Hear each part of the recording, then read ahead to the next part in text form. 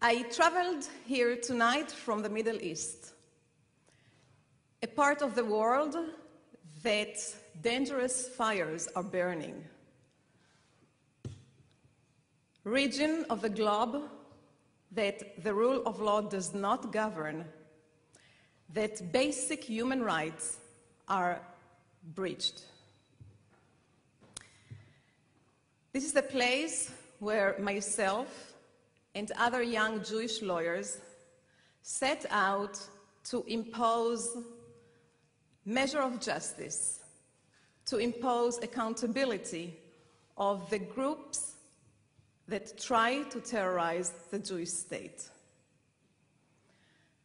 The rockets attacked from Gaza over Sderot, the smuggling missiles in Lebanon, the riots in Jerusalem are continuing, and there is no end in sight. The terror organizations think that they finally found the key that will destroy the Jewish state and will drive us from our land. The governments of Iran, Syria, North Korea are pouring millions and millions of dollars into the hands of the terror organizations in order to keep the pot boiling and to make sure that more and more Jewish life will be lost. Israel, as a Jewish democratic state, faced a challenge. She has to fight for its survival. It has to fight for the safety of their people to live safely in their country. It has to fight for its security without being accused with violating human rights, without being accused of committing war crimes. We, in Shurat HaDin-Israel Law Center, took this challenge and decided to fight those terror regimes in court. Drag them to the court of law and impose some measure of justice on these terror regimes. In the past 10 years, we represented hundreds of terror victims in lawsuits and legal actions that they are taking against the Palestinian terror organizations and their financial patrons, against Hamas, Islamic Jihad, Fatah Tanzim, PLO, Hezbollah, against regimes like the Palestinian Authority, Iran, Syria, North Korea, Egypt, against banks that are providing financial services to terror organizations like American Express Bank, National Westminster, Credit Lyonnais, UBS, Lebanese Canadian Bank, and Bank of China. We're fighting terrorism in court. And tonight, I would like to speak to you about a portion of these cases. I regularly meet with the intelligence agencies in Israel, and they all tell me the same thing. If you cut the funding, you can cut the terrorism. If you stop the flow of the money, you stop the flow of the terrorism, because the terror organizations need the funds. They need the facilities. They cannot do without it. We filed 2 more cases against European banks, one against National Westminster in London, the other one against Credit Lyonnais in France. Both banks were charged with the Israeli Mossad for providing financial services to Islamic charities that raise funds for Hamas, Interpol in England and CBSP in France. The banks were asked to close down the account, but they refused. So we took them to court. And right after we took them to court, they immediately changed their doing businesses. From that day, every time they want to open a bank account to an Islamic charity, they go to the Israeli Mossad to ask if it's kosher. We filed another case against Lebanese Canadian Bank, who provides financial services to Hezbollah in Lebanon. Hezbollah in Lebanon is acting under 2 foundations, one called Yusr Foundation, the other called Martyr Foundation. But we didn't want to sue only Lebanese Canadian Bank. It's a bank based in Lebanon. If we get a judgment against them, none of us is going to Lebanon to collect it. And there was an American bank in the picture, because all the wire transactions were made in dollar, were facilitated by the correspondent American bank of Lebanese Canadian Bank. We wanted to sue this bank. We did a research and we found out that the correspondent American bank of Lebanese Canadian Bank is American Express Bank. We gathered 30 terror victims that were killed or injured by Hezbollah in the Second Lebanese War in Israel and filed a lawsuit against Lebanese Canadian Bank and against American Express Bank in a federal court of New York. Recently, we filed a lawsuit against the Bank of China. The Bank of China had a bank account for a Hamas activist named Shurafa. Shurafa was chased away from Gaza by the Israeli forces and landed in Beijing. He opened a bank account and was receiving money from the headquarters of Hamas in Syria, $100,000 at a time. It actually did not reach the 100,000. It always stopped in the 99.999, not to be scrutinized by the banking system. Once the money was hitting his account in Beijing, Shurafa was cashing the money out and sending it to his brother, another Hamas activist in Gaza. The counterterrorism division of the Israeli government met with the Central Bank of China, met with officials of the Treasury in China, and urged them to close down the account. But the Chinese said that Hamas is not a terror organization. We took them to court. We gathered 86 terror victims from Sderot who got killed or injured by the missile attacks of Hamas from Gaza, and we filed a lawsuit against Bank of China in New York. This lawsuit drove the Chinese crazy. It was right before the Olympic Games. They wrote us personal letters threatening us to stop talking about the lawsuit. They warned us that by talking about the lawsuit and connecting their name to terror financing, we are destroying their reputation, we are ruining their names. They threatened us with a libel suit against us in China and with criminal persecution against us in China. This is why, on the way over here, we did not stop in Hong Kong. But we will not stop talking about this lawsuit or any other lawsuit. Citibank has a slogan: we're trying to make banking easier.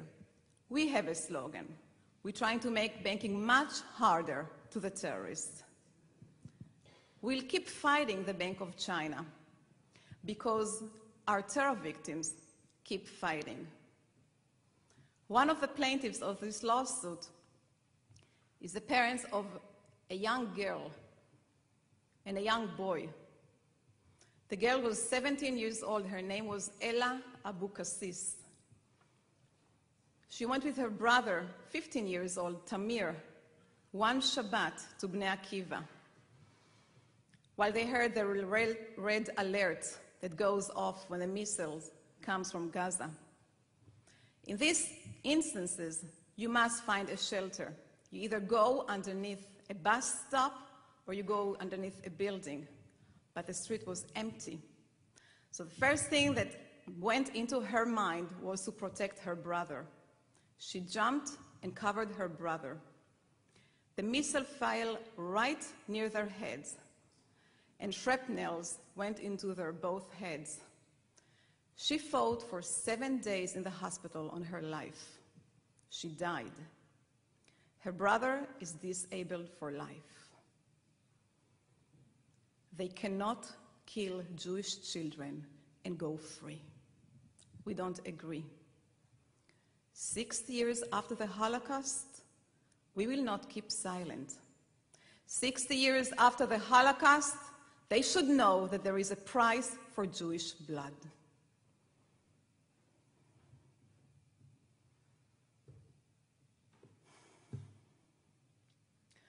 Muhammad Abu Hanud was a major terrorist in Gaza. He did not become a suicide bomber. He taught others how to become suicide bombers. He told them how to build the vest, how many nails should be put inside the vest in order to kill the most amount of people, where exactly to stand on the buses in order to kill and to get the best results. One day, Muhammad Abu Hanud sent 2 terrorists to the Ben Yehuda market in Jerusalem. One suicide bomber wearing a suit holding a suitcase, blew himself up in the middle of the market. All the buyers, all the shop owners, all the people came and rushed and helped the wounded, while another suicide bomber that stood on the other edge of the market came across the crowd, got involved with the people, and blew himself up. Many people got killed in this attack. A lot of students from Hebrew University got injured. We represent some of the people that got injured in a lawsuit against Syria and against Iran in the Federal District Court of Washington. Syria defend themselves. Syria hires a lawyer, an ex-Attorney General of the United States named Ramsey Clark, that comes to court.